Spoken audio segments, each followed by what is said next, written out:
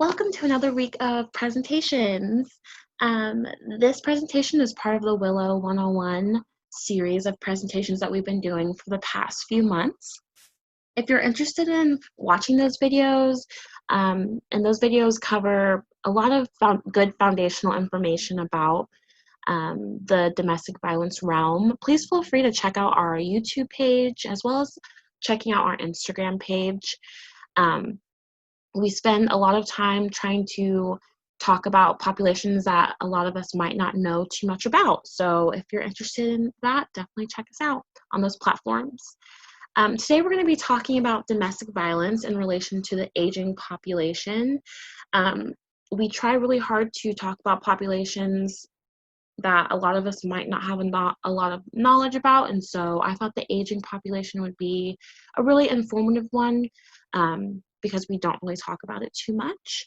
I'm Alexandria Williams, the prevention specialist at the Willow Domestic Violence Center, and basically what I get to do is give presentations talking about domestic violence, healthy and unhealthy relationships, and just some really good foundational knowledge to know about the work that we do.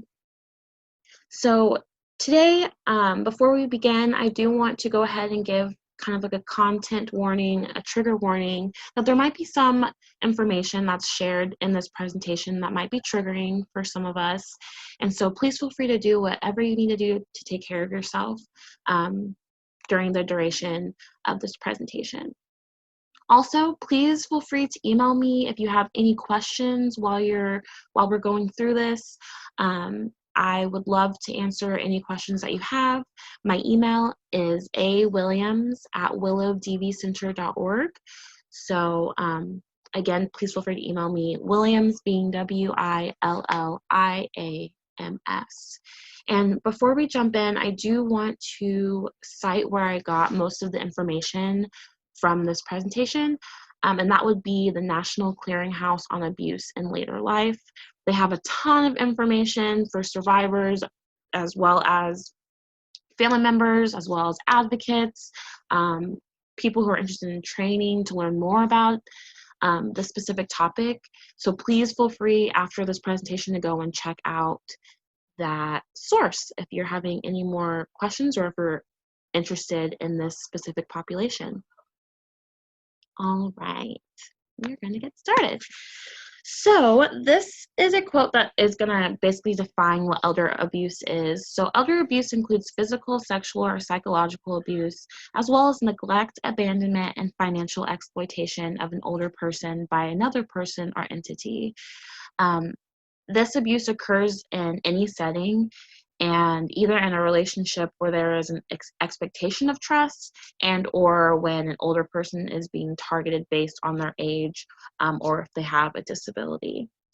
So while we're going through this presentation today, you'll hear me say later life abuse, and then you'll also, or abuse in later life, and then you'll also hear me talk about elder abuse. So they're pretty similar. The only difference is that elder abuse is more focused on the physical, sexual, and psychological abuse, whereas the term abuse in later life or later life abuse kind of is focusing more on domestic violence specifically and the relationship that the survivor has with the abuser. But both are connected and related, and you will hear me use both today. So just some beginning information about later life abuse. So they have found that the abusers that are commonly taking part in this type of abuse are spouses of their survivor, intimate partners. So intimate partners could be someone that someone that the survivor has dated, that they know. It could be a family member, it could be a friend, it could be any type of intimacy that's happening between the two. It could be someone that they went on one date with. It kind of just depends what the situation is. It can also be their adult children, their own grandchildren, other family members, or non-related caregivers if they do require a caregiver within their home. Most of the abuse of older adults does take place within their own home, and we'll see later as we talk that this is actually a really big barrier, whereas when Abuse sometimes is taking place in a facility, even if it's like an independent living facility. At least there will be other people around who might be able to recognize that this abuse is happening and taking place. Whereas, since a lot of older adults are experience abuse within the home, it's harder for them to find people to tell. There's really no one that can catch on to it unless they're telling someone. They might not even really know that the abuse is happening, which we'll talk about more later, but that's very important to keep in mind. Also, when we're talking about later life abuse or elder abuse, we're talking about abuse that's happening in the lives of individuals who are older than 50 years old, which is something just to keep in mind. Also, this abuse could be financial, physical, sexual, and emotional, and we will dive into each one of those later on in the presentation. So the types of relationships that are most common within these abusive situations are long-term relationships. So, I mean, that would be, you know, your kids. It could be a long-term marriage with your spouse. It could be a new relationship, so someone that you're newly dating, newly having a relationship with. It could be a new friend, things like that.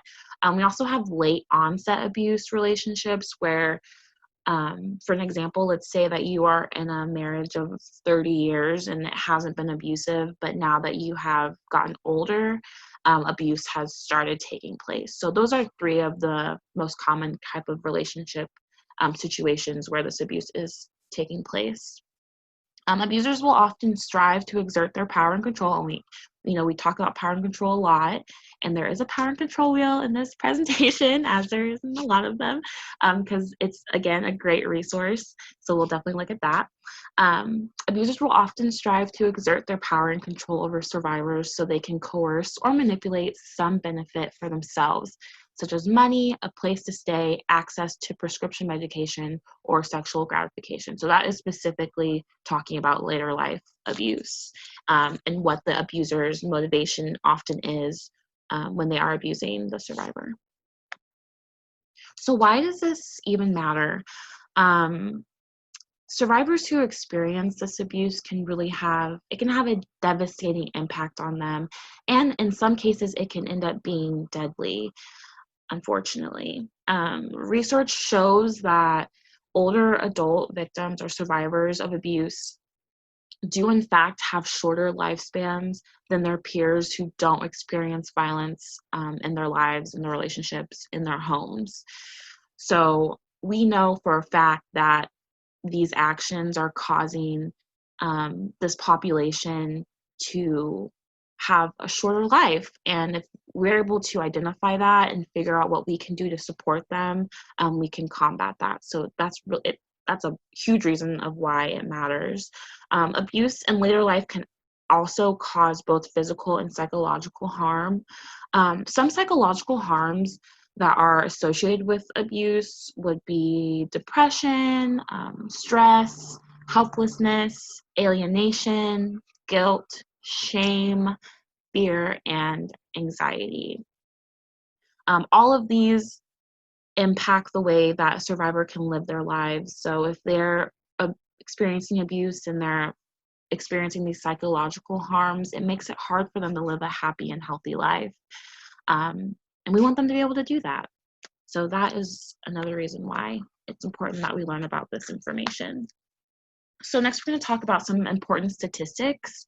So every year there's approximately 4 million older Americans, so 50 and up, that are survivors or victims of physical, psychological, and or other forms of abuse and neglect. So 4 million people, and that is the reported amount. As we know, survivors do not report very often. So we can always assume that when a number is given to us that has been created through either a survey or whatever, that the number is most likely higher than what their findings are, simply because, again, survivors often do not report their abuse, and in some cases don't even know that they are experiencing abuse. So older adults who require assistance with daily life activities are actually at an increased risk of being emotionally abused or financially exploited, since they are having to rely on another individual to get them through their day and complete their daily tasks. This is putting someone else kind of completely in control of how their day looks, of what they're doing, if their needs are going to be able to be met that day. So if the person who is taking care of them sees this as an opportunity to abuse them, they are normally at a higher risk of emotional and financial abuse. Approximately 50% of older adults with dementia are mistreated or abused, and survivors victims of elder financial abuse actually lost an estimated $2.9 billion in 2011, which is a number that the National Clearinghouse on Abuse in Later Life provided for us. 2.9 billion is an incredible amount of money, and financial abuse, which we'll talk about more, basically means that whoever is kind of in control of their money is not doing what they're supposed to be doing. They might be stealing from them, might be using that money for something else instead of maybe using it for their medical needs, their prescriptions, things like that. And we'll talk about that again more in a little bit. 76.1% of physical abuse towards older adults is perpetrated by a family member. So it's not most of the times it's not a random caretaker. It is someone who the survivor knows and often they trust to take good care of them, which is why they've asked them to take care of them. But unfortunately, most of the times the family members are the ones that are abusing them. Majority of elder sexual abuse cases involve female survivors, victims, and male abusers. This is common, with a lot of sexual assault cases. There tends to be a female survivor and a male abuser, and that's no different when it comes to elder sexual abuse. And lastly, only 1 out of every 24 cases of elder abuse is reported. So what we were just talking about, right, the underreporting. So if we get that 4 million from the 1 out of every 24 cases, I can't do the math, but I know that is a lot of more cases that we're not hearing about. And so that's really important to keep in mind as well. So this is the power and control wheel that is specifically for the aging population. So we're gonna get into this and we're gonna talk about it a little bit. And I'm gonna be trying to give you some relatable examples of what each piece of this looks like in the day-to-day life of an elder survivor. So some common tactics, the most common tactics that are used, we'll start at the top here. The abuser is targeting vulnerabilities and they are neglecting the survivor. So this could look like if they're taking or moving the survivor's walker, wheelchair, hearing aids, glasses, and then taking advantage of confusion that they're having from maybe not knowing where those items are. And they might not be able to get around or function or be able to complete their basic needs without those items, and the abuser knows that. And that's exactly why they do that. Next, we're going to talk about threatening. So the abuser threatening the survivor. So sometimes they'll threaten to kill or harm the survivor. The abuser might threaten to commit suicide or to leave the survivor by themselves. And in that case, they wouldn't have anyone to take care of them. And then lastly, they might threaten to institutionalize them. So maybe the survivor is really not wanting to be put in a nursing home and the abuser is kind of their last option to stay in their home. And so the abuser will know that and they will use that and threaten them with that. Next, we have exploits financially. So the abuser might, this might be some long-standing financial abuse. They might not allow the survivor to really have any money at any time, which we see not just in elder abuse, but we also see that in a lot of our populations that deal with domestic violence and financial abuse. And they might also be keeping the survivor in the dark about certain family assets. So they might have used up all of the money and might not have told the survivor about it. And there's really no way for the survivor to know unless they are being told by the abuser. Next, we have that the abuser might use their privilege. So they might treat the survivor like a servant. The abuser might make all of the major decisions, even if the decisions are regarding the survivor's life or quality of life. The abuser might manipulate certain ageist assumptions and play into, well, their memory is just bad. They don't remember. Or, they think this happened, but it really didn't. They're getting older. Saying stuff like that to kind of invalidate the experiences of the survivor. Next, we have isolation. So the abuser might be controlling what the survivor does, who they see, where they go. They might be limiting the time the survivor has with their friends and family. If their friends and family are having to come over to the house, you can see how it might be easier for the abuser to be like, well, they're just not up to it today. They're not feeling well today, maybe next week, which is isolating the survivor. They might also be denying the survivor access to a phone and a computer to keep them cut off from the outside world and have them really only rely on the abuser. Next, we have uses family members. So the abuser might be magnifying, the abuser might be denying access to the survivor's adult children, grandchildren, and they might also be misleading the family members about the extent and the nature of the survivor's illnesses. So not being honest about how severe the illness is, or saying it's more severe than it is, as a way to be able to convince them maybe to not come and see the survivor, especially in COVID times. We know that isolation tactic is very easy because you could simply say, well, you don't want to get them sick, you don't want to spread that to them, and then they could end up in the hospital. And so in those cases, which is important to think about too during this time, it does make it kind of easier to isolate and keep them away from their own family members.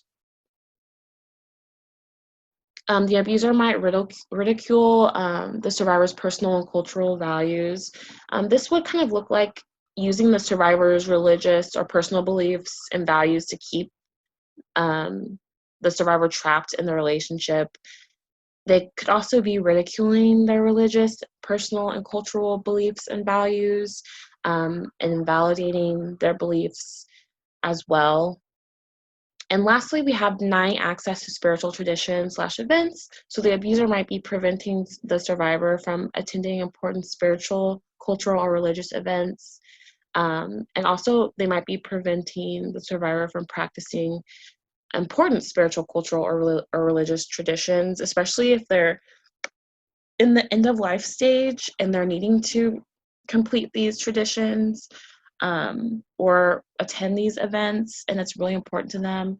The abuser will most likely be aware of that and find some way to use that against them. So these are the main tactics that we see that are specific to this population. So again, they're kind of like what we call red flags. So if you're seeing this, or if you're a survivor and you're watching this and you're noticing some of the things I'm talking about are happening to you, and that is a good indication that there might be some abuse happening within your relationship, within your home. So next we're going to go into the types of elder abuse and late in life domestic violence. So first we're going to look at emotional abuse. So emotional abuse might look like multiple things, such as embarrassment and humiliation. They might be withholding affection. They might be damaging or destroying the survivor's property, especially if they know that the survivor can't fight back or protect their property. They might name call, yell at the survivor. They might disregard or make light of the survivor's needs. And that could be any range from food, shelter, socialization, things like that, they do not care, or they will not fulfill those needs for the survivor, even though they know that the survivor can't fulfill those needs on their own, if that makes sense.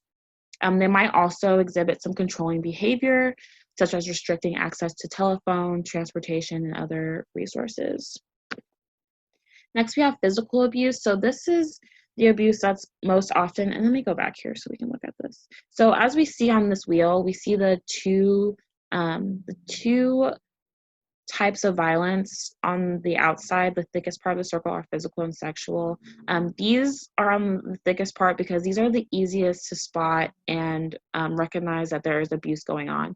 There, in no healthy relationship should there ever be violence, especially physical or sexual violence. So if either one of those are happening, it's easy to be able to label that as abuse, domestic violence, whereas the things that are inside of the circle are kind of harder to track and harder to see, and so that's why they're on the inside, and the thickest part is the most noticeable on the outside, if that makes sense. I hope so. If you have any questions, again, please feel free to email me. Okay, so physical abuse is on the thickest part. So this is the easiest way to be able to identify that there's abuse going on. So we have broken bones, fractures, sprains, or dislocations, burns from cigarettes, hot water or appliances, abrasions on arms, legs, or torso resembling ropes or restraints, delay between onset of injury and seeking medical attention, history of similar injuries and numerous suspicious hospital visits, unexplained injuries or explanations that do not fit, and bruises. So if you're noticing any of these things happening to yourself or to a family member or friend, this is a good indication that there's physical abuse going on.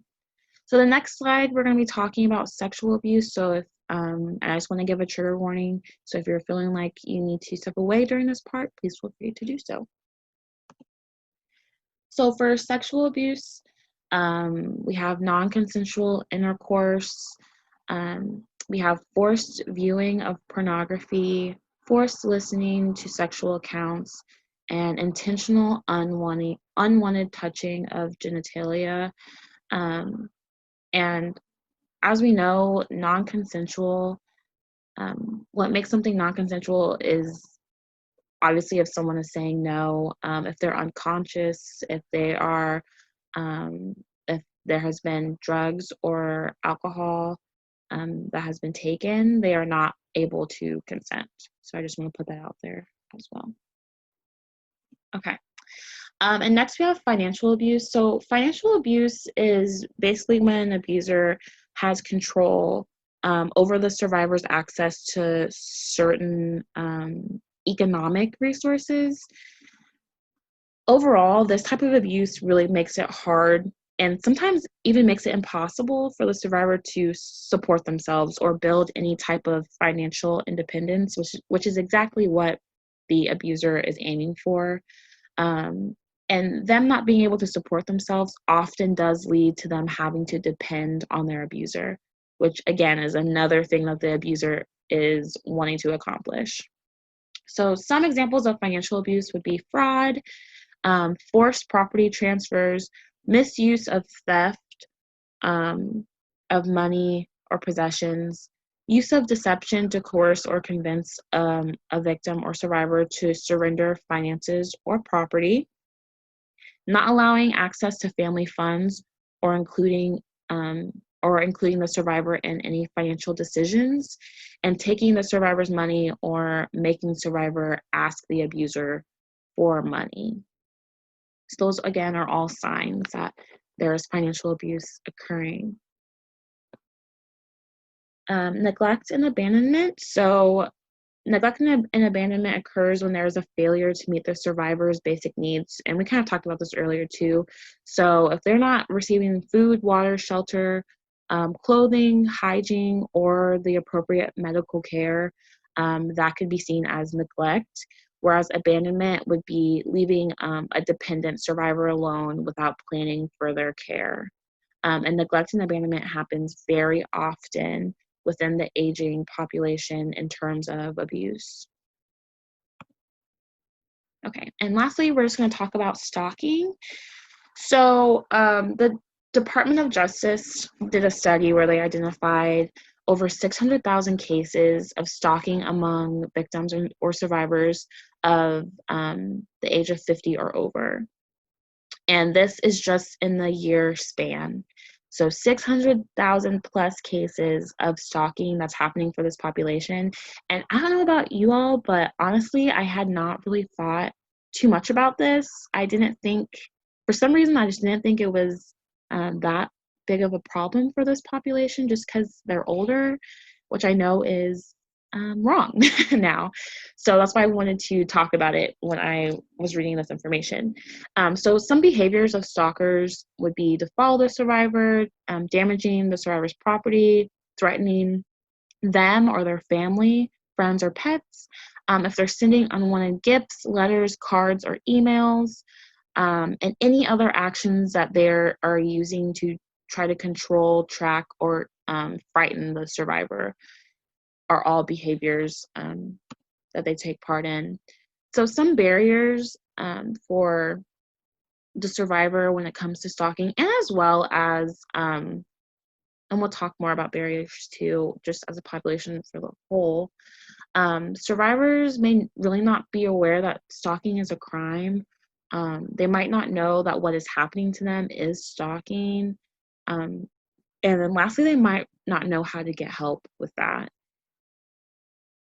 Another barrier that they face is that the system tends to believe that abusers that are stalking maybe older adults, so we're talking about stalkers that are 50 plus, the system tends to believe that they aren't a real threat due to their older age, which we know is very incorrect, and that the survivor's safety is definitely in jeopardy when they have a stalker, no matter what the age of the stalker is. And lastly, and this is the biggest barrier that I've seen, not even talking just about stalking, but in this population as a whole, is survivors just simply not being believed when they're talking about their abuse. So a barrier that we talked about in the beginning is that a lot of the abuse takes place in their own homes, so them not being able to report, them not having any witnesses to the abuse that might be able to call adult protective services.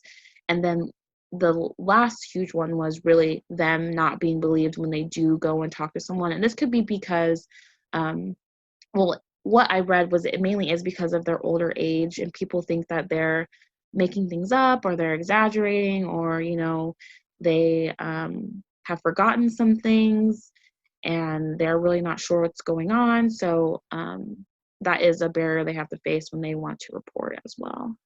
So older adults in tech, so 77% have cell phones, 59% go online, and 29% of those survivors or of those adults use social networks. So, and we talked about digital abuse in an earlier video, and that does not change for older adults.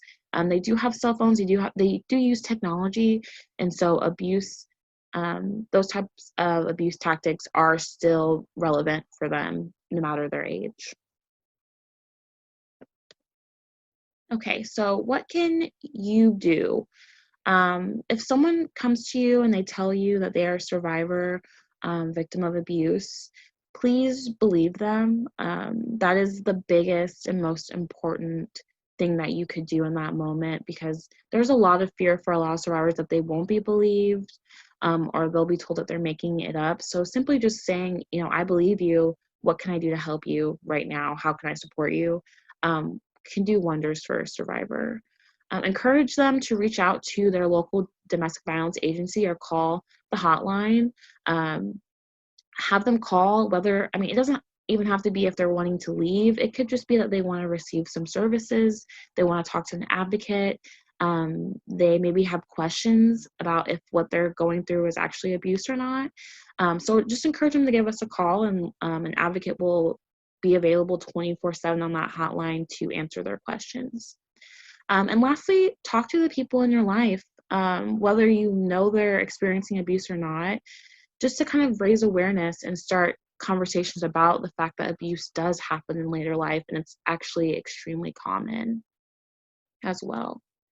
So if you're watching this today and you find yourself um, needing some help, please feel free to call our hotline. Again, it is open 24/7, and there is an advocate waiting on the other line of the hotline to talk to you. If you're needing to set up a safety plan, they can do that. If you're needing help finding shelter because you're in danger or you're wanting to leave, they can help you with that as well. So the number is 785-843-3333. Also, please feel free to check out our website for any information that you want to learn about our agency, the work we do, the people who work for our organization, anything like that. And that is all I have for you all today. Thank you so much for joining me today. Again, please email me if you have any questions. Our next presentation will be about DV and childhood trauma, so I hope to see you there. All right, thank you.